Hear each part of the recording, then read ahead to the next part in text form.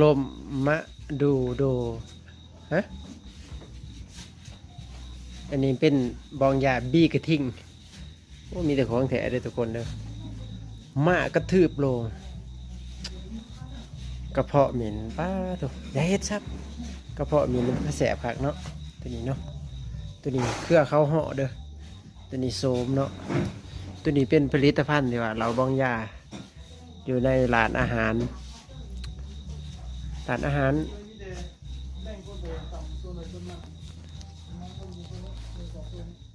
ร้านอาหารหารมุนตาเนาะทุกคนเนาะเป็นเหล่าเดชหารมุนตา